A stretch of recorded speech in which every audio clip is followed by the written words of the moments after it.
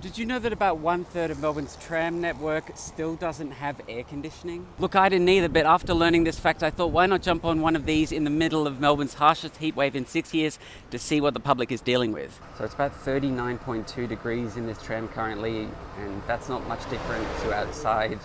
And I can tell you it's pretty uncomfortable. And for many, this isn't just uncomfortable, it's actually a big health problem.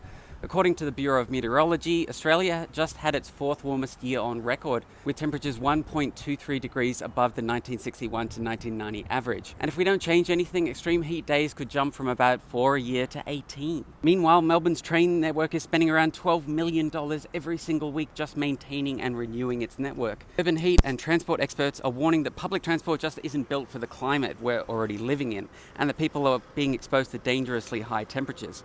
And instead of fixing this, we're still pouring money into roads, which just means more cars, more heat, and more emissions. And it's not just the trams. I spoke to Sweltering City's Executive Officer Emma Bacon recently, who was out and about recording the radiant heat on the ground at a number of Melbourne tram and bus stops on Wednesday, with the maximum reading reaching 68.4 degrees.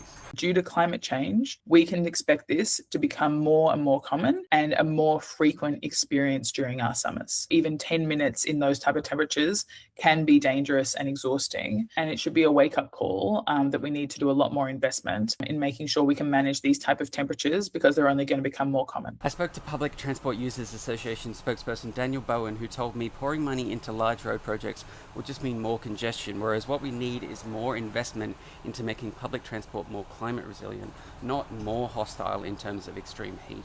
We would say that there's been over a century of investment in motorways and roads, and often it's claimed that this will make the traffic better, but it doesn't. You can invest tens of billions of dollars in a project like Northeast Link, but inevitably it's going to result in more traffic.